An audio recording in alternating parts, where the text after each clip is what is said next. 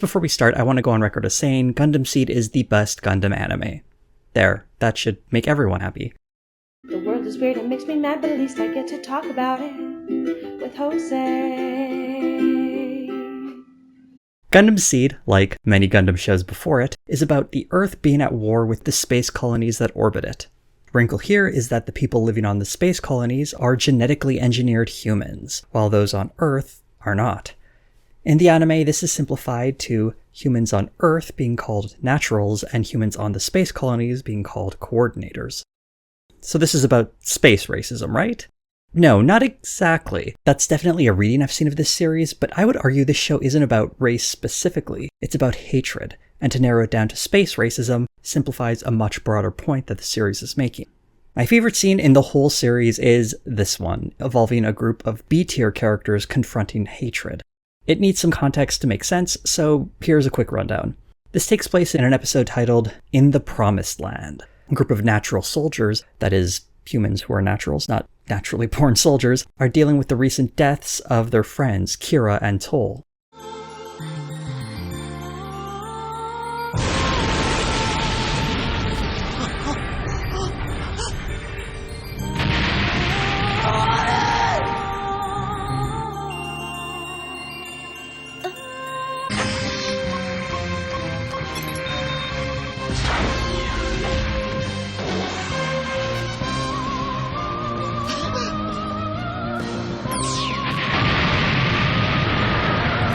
Toll's death hits his girlfriend, Mirialia, especially hard.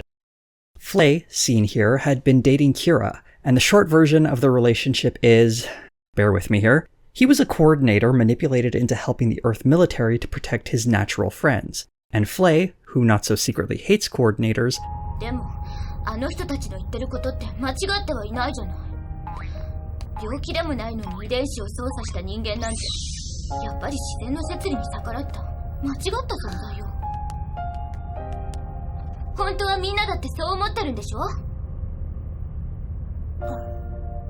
dumped her old boyfriend Sai,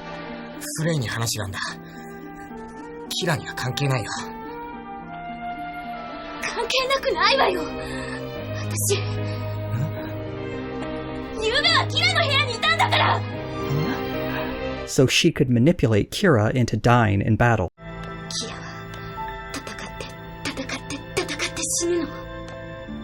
Technically, Kira's still alive at this point, but no one here knows that. And the final player in this scene is Diarca, a coordinator soldier from the other side recently captured. He's a bit of a dick, and he recently said this to a grieving Mirialia.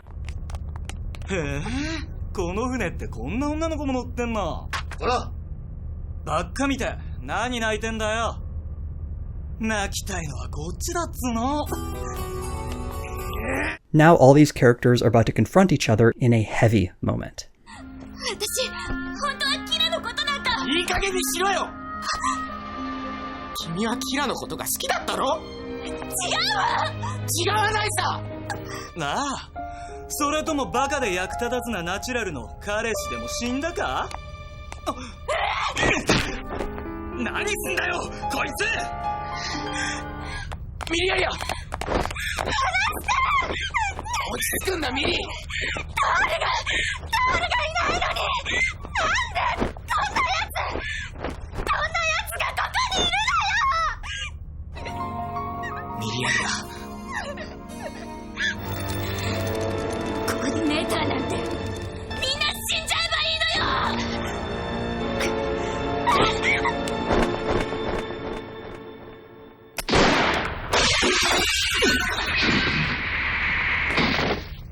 And it picks up in the next episode, Gathering Darkness, giving us some more context.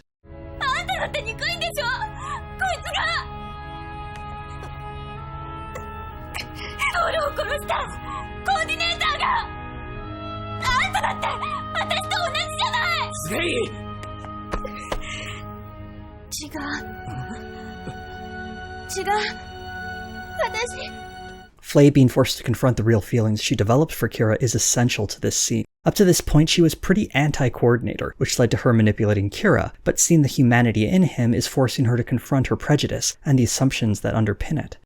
And Mirialia confronting Diarca is the rage that turns grief into hatred. If she had killed him in that moment, or not had Flay's comparison of clear bigotry placed in front of her, it's hard to say what might have happened to her. Her stopping Flay and saying she doesn't want to be like her is her refusing to let her own hatred consume her, and it's one of the most powerful scenes in the anime. Flay and Mirialia represent two types of hatred, one birthed by the sheltered ignorance of a rich girl whose military family had taught her to hate the supposed enemy, and one hatred birthed by the personal tragedy of the death of a loved one as a result of the supposed enemy during a time of war.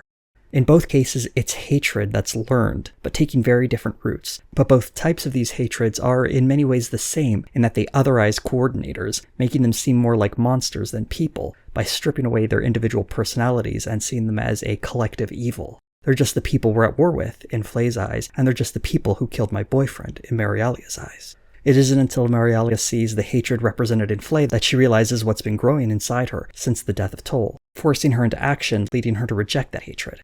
Even Diarca in this scene plays a similar role. Up to this point, he's been a complete dick, talking about naturals as if they were bugs to be ground under his heel. Seeing the real grief in Mirialia's face forces him to acknowledge their humanity. We get a moment like this later on, showing us his growth. お前の彼氏どこでスカイグラスパーに乗ってたの。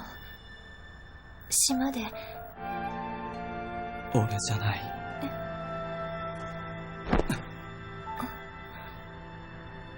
Aside from Sai, who never really displays any overt bigotry, everyone in this scene grows into a better person, seeing humanity in the opposition when their lives in the military would sooner demand they dehumanize the other side, learning how to empathize while dealing with their own trauma. By far my favorite character in Gundam Seed is Kira Yamato, one of the more controversial protagonists in a Gundam series. He does so many cool things. He beats up his friends, he cries, he hooks up with someone, he cries, he nearly murders his best friend, and he survives death. And then he cries. And I genuinely like that he cries so much. He's a character in touch with his emotions in a way that's very relatable. He's absolutely devastated when he's unable to save innocent people who are relying on him. And over time we see how war hardens him, before he's forced to confront the reality of how war is shaping his psyche.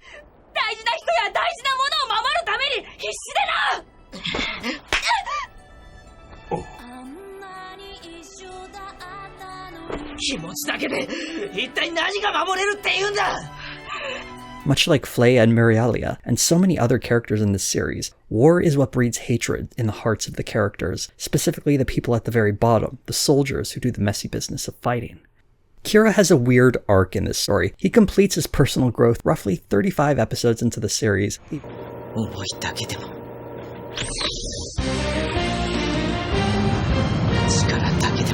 leaving 15 more for him to run around saving the day. But he doesn't just do that. He also learns why he was created the way he was, as some kind of super soldier coordinator in the last few episodes of the series. Usually this would trigger or help complete a character arc, but Kira's already finished his, and just kinda takes it in stride. It's because at this point in the story, it really doesn't matter where Kira comes from. What matters is the person he is in that moment. His past shaped him, sure, but it isn't what defines him. The same way our genes shape us, but don't necessarily define our destiny. Kira finishing his character arc so early makes him seem too saintly in the eyes of some viewers. And I get that a main character can seem a bit boring when his sense of self is never shaken after he becomes more or less sure of himself and we see 15 episodes of him kicking ass. It makes it very easy to forget the very difficult 35-episode journey that it took Kira just to get to that point. One of the real difficulties in unraveling the metaphorical bigotry in Gundam Seed is that genetically engineered people, like Kira, are presented and can be easily understood as inherently superior to naturals. To call Gundam Seed space racism, or fantastic racism if you must, is, to me, a gross simplification that assumes a hierarchy of races, or at least the idea that one race is superior to another. Although the fact that coordinators are better at piloting giant robots make them seem like they're better than natural humans, it doesn't prevent them from being shitty people, treating their friends like garbage like Kira does. やめてよね本気で喧嘩したらサイが僕にかなうはずないだろ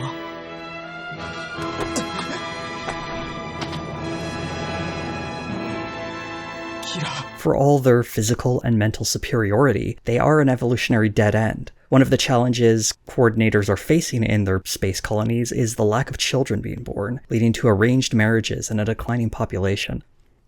And the divide between who can or can't be a coordinator is fairly thin, since it can technically be done to anybody. A coordinator is simply someone whose genes have been altered before they were born. It doesn't necessarily matter that their parents are naturals or coordinators. And conversely, if coordinators choose to have a child and that child's genes aren't genetically altered, is that child still a coordinator? Or are they now a natural? The series never really tries to answer that question because it's beside the point. Coordinators aren't supposed to be a scientifically distinct class of human beings. And what this show is critiquing is the idea that we can use science to divide ourselves. To understand where all this hatred between naturals and coordinators comes from, we have to look at the ruling structures of both the Earth and the space colonies.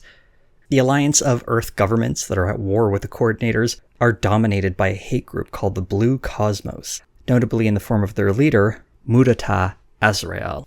Azrael, as you might tell from the look of him, is a rich asshole who uses his considerable influence to turn fear and ignorance of coordinators into hatred, lest the hierarchy he sits on top of gets disturbed. Blue Cosmos are the tool to do that. Their creed is,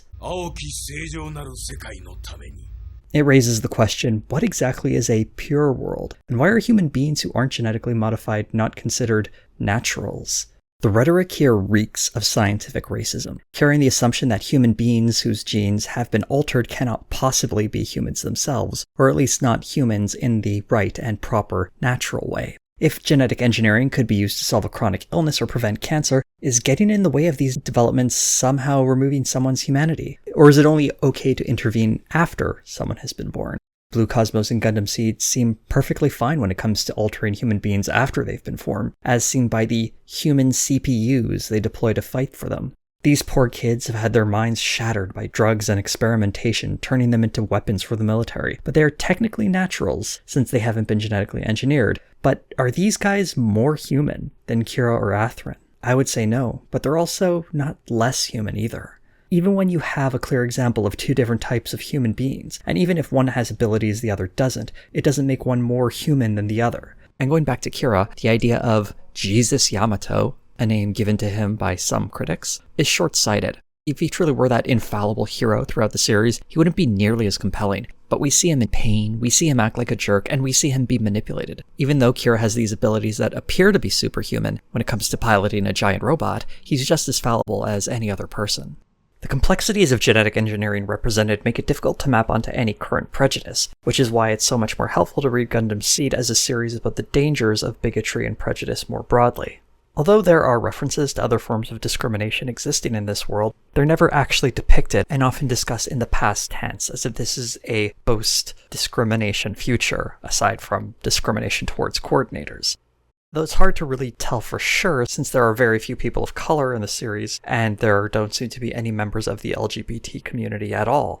That may simply be a byproduct of anime more broadly, much like previous Gundam shows before it, but it's still noticeable within the series. Even if it didn't want to use older bigotries, it would still have been interesting to see how other forms of bigotry intersect with anti-coordinator sentiment, even something like the difference between first, second, or third generation coordinators, which is a concept that exists in the show but isn't really expanded upon aside from the increasing difficulties conceiving children. It doesn't detract from the overall message of the series, of course, but it does limit its effect, making it appear as though discrimination only operates on a single dimension.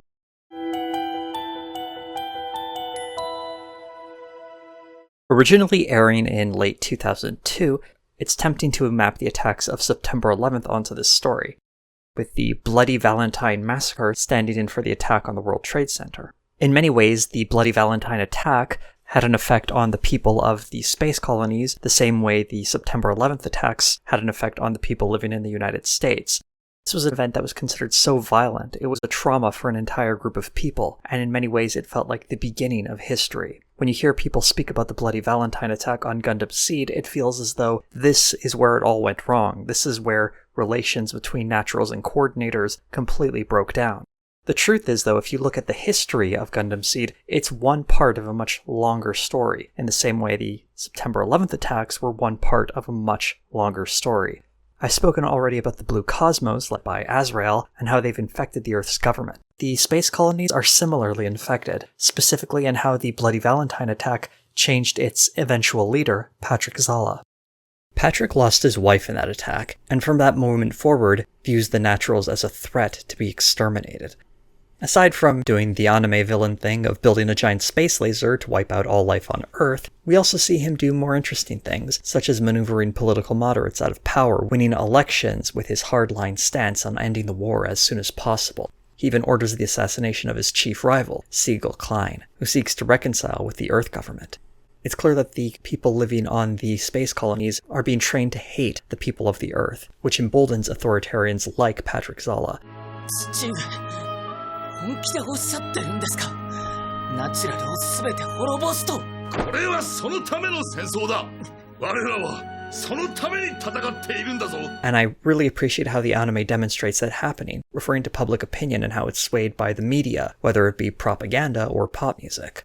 The people can have an influence of the political realities they live in, but they also struggle around top-down control that tries to guide them towards hating their supposed enemies. Patrick is driven by his hatred of Naturals, made slightly more relatable because of the personal element of his dead wife being the cause, and it's here we can see echoes of that earlier scene I highlighted. If Azrael of the Blue Cosmos represents the cold bigotry of someone detached from the coordinators, dehumanizing them so he can hold his place in society, this maps on very clearly to the rich girl Flay. Patrick is more closely assigned with Marialia, though, driven into hatred because of the personal loss of his wife, but while Marialia was able to avoid descending into bigotry and hatred, Patrick is less fortunate. What we see in these characters is how these angry, hateful people weren't born that way. They're products of their environments. Being detached from groups of people lets them more easily be reframed as the others, or experience a trauma that gets extrapolated onto an entire group. These people's genes didn't lead them to these positions, it was the lives they lived. Reconciliation between people on different sides of the war in Gundam Seed is often done when one side humanizes the other. When Natural Kigali and Coordinator Atherin are trapped on an island together, they learn how to trust one another, to survive in a way where they don't necessarily need to kill one another. It's moments like this that really crystallize a lesson that should be simple enough to learn. Just because one person from a particular group does something horrible doesn't necessarily impugn every member of that group. It's a very easy motto to live in your everyday life, much more difficult when you're tasked with killing everyone who happens to be on that group because it's part of some sort of military operation. And it must sound so much more convincing if that other group can be described through some sort of scientific formula to prove that they are, in fact, different and not worthy of the same moral consideration of the people who are scientifically a part of your group. The scientific distinction between naturals and coordinators is a broader basis for discrimination. Junk science has been used for all sorts of different types of bigotries, but legitimate science can also be used as a justification as well. For instance, it's perfectly valid to say that there is a scientific basis to explain why some people are born with genes that express one range of skin colors compared to people who are born with genes that express a different range of skin colors. But what does that really matter? Genes can be used to divide people in an infinite number of ways, so I'm more curious as to why someone would focus on this one difference. So when someone uses this scientific fact as a means for separating one group from another, it often says more about the person interpreting the science than the actual science itself. And it's how science is manipulated into a justification for bigotry. But wait, you might be asking, that example sounds like racism. Is this show about space racism after all? Like I said earlier, it's more complicated than that. It's a portrait of how ignorance and trauma can grow into hatred, whether it's manipulated by someone like Azrael or envelops someone like Patrick. Gundam Seed is about how that hatred is then rationalized backwards as being a product of scientific inquiry. In a way, it's about space racism, but the bigotry could also be read as space homophobia, space sexism, and space transphobia, or really any form of space bigotry. It's about all the different forms of bigotry that use science as a justification. It's that little bit of weighted credibility that's used to disguise hatred. Hatred that's formed through ignorance or a misplaced sense of blame on a whole group of people. One of the keys for a species' survival is genetic diversity. The more variation within a species, the more likely some of those variations will be useful for the survival of the species as a whole.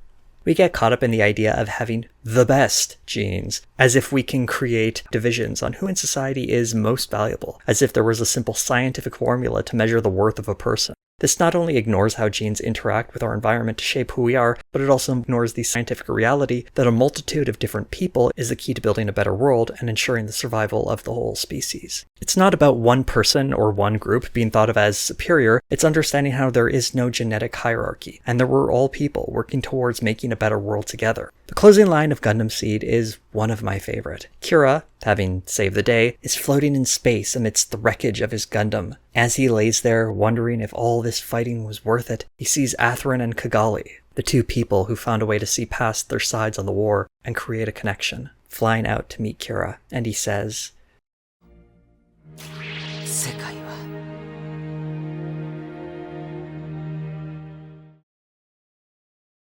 So this was my first ever video about anime. I could have done an entire retrospective of the series, but I wanted to focus on a narrow topic this time, just to give it a feel, see how this works, see if people like it. If you're into this kind of video, let me know, and I will do more of them. To be honest though, I had been meaning to make something about Gundam Seed for a while. It's one of my all-time favorite shows. I have at least one more anime video in me. I just need to get much better at making videos before I make it, because I want to do it when I'm at the height of my power. Speaking of my power, if you'd like it to increase, you can become a patron like the lovely people you see going up the screen. Patrons get early access to videos just like this one, and all future videos. They also get to download my awesome theme song you're hearing in the background right now. And of course, the sweetest gift of all is seeing your name in the credits, because obviously that's just too cool. So do consider becoming a patron. If you'd like to support this work in a non-financial capacity, you can always like, comment, and if you haven't already, subscribe and hit that little bell for notifications. And if you don't know what to comment, how about telling me what your favorite anime is? Thank you, everyone, for watching.